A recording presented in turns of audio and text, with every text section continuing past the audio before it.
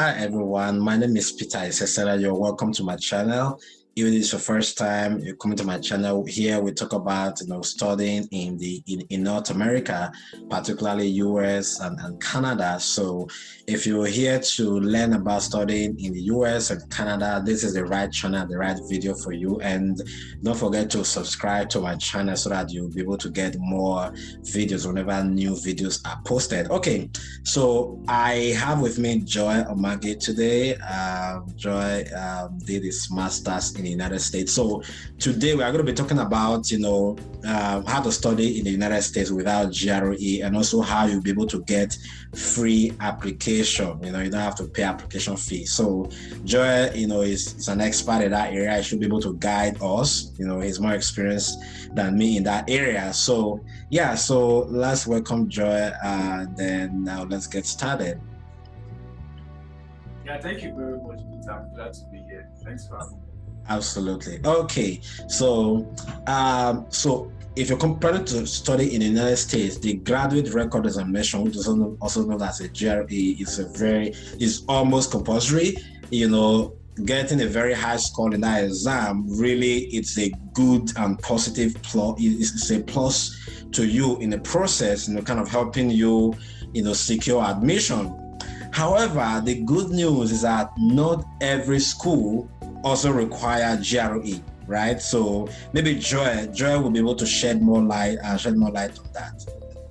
Yeah, so recently we conducted a research on the performance of graduate students, and we found that the GRE is not equal to success in graduate school. And so since that information came out, many schools are beginning to clamp down on GRE requirements. Some schools still require them, but there's a possibility of the GRE to be waived. And so yeah, so that is good news. That is good news. Yes, yeah. That is good news. There are a lot of schools that don't require GRE, and even those that require GRE can also waive the GRE, depending on certain things you need. Okay. That's amazing. So for those schools that don't require GRE, so their admission criteria will be based on maybe like your GPA and then probably your research experience. Okay. Yeah, and of course, whatever content is in your letter of recommendation. Absolutely. Yes. So that's very important, right? So if you think that if you are not writing GRE, then you have to make sure at least your GPA is good, and then your letter of reference letters are top notch. Your letter, your statement of purpose is excellent. There are lots of materials online where you can get sample of statement of purpose that people have used and have gotten admissions into very big schools.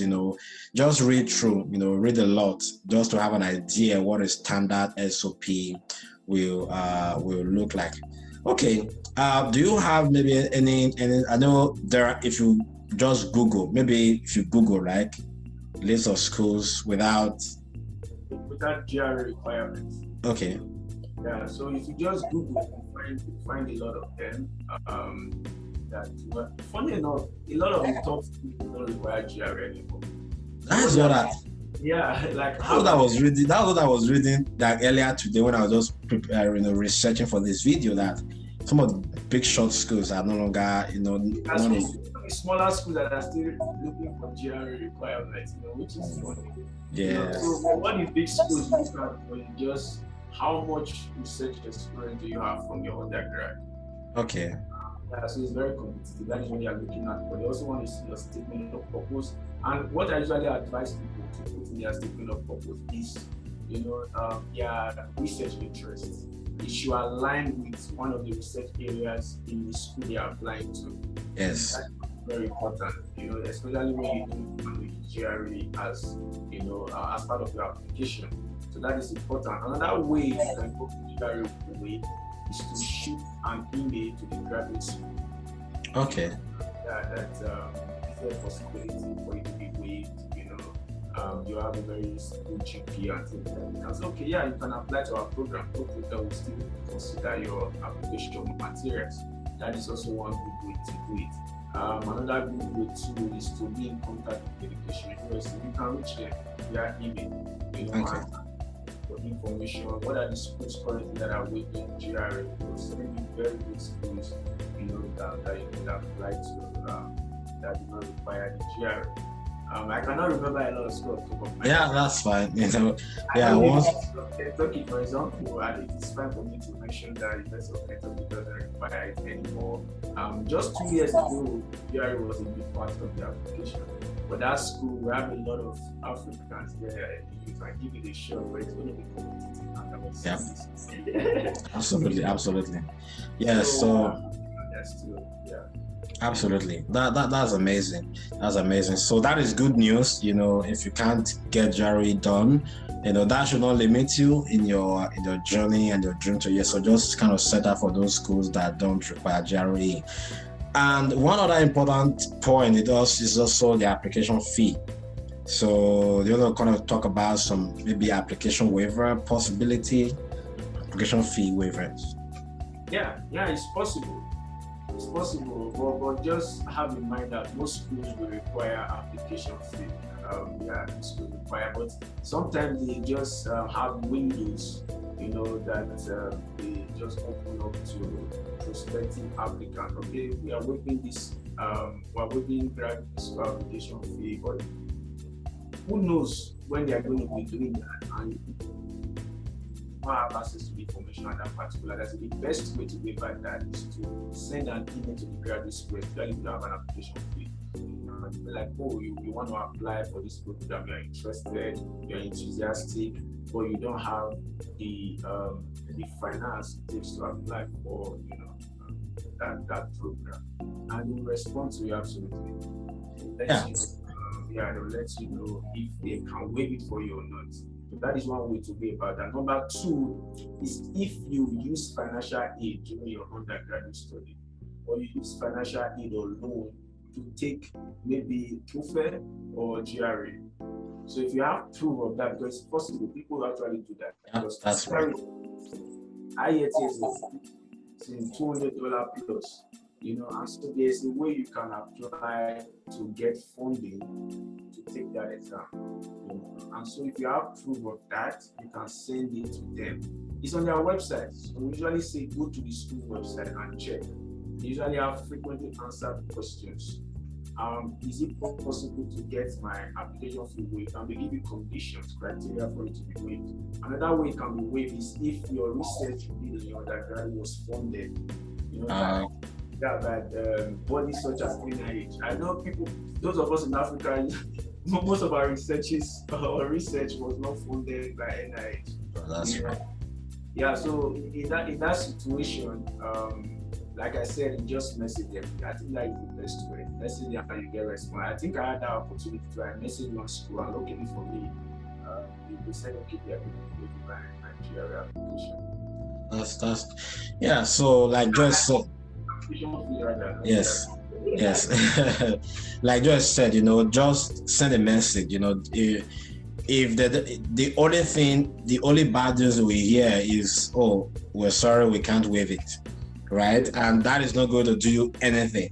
If they say no, what do? You move on and look for the next school and send an email. I was actually watching a video on YouTube, that should be like 2 days ago or 3 days ago, about a lady that I was talking about. She did a kind of an experiment. She already finished her master's in the US, but she just wanted to do like an experiment. So she pretended as if she was an international student and sent an email to top schools, MIT and some other big Ivy League schools. And she just kind of requested, she's kind of having some challenges. Can they waive any application? And she said almost all of them said they are willing to waive.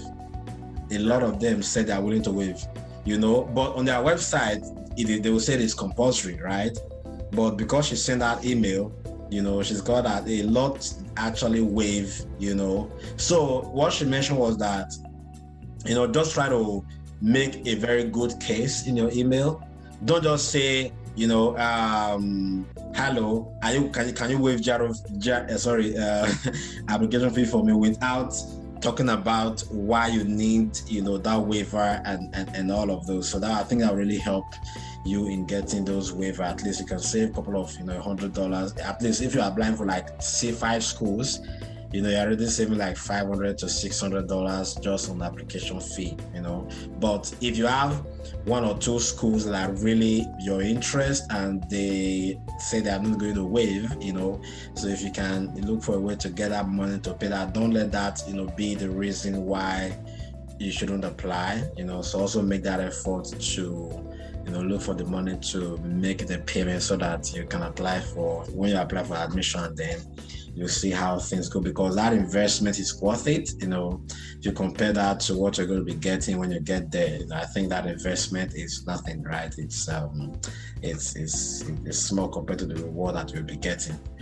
Okay, these are good news that I'm hearing today. So thank you, Joy, for sharing with us about getting a waiver for GRE and also waiver for application fee. I think this is good news for people. So once again, thank you so much.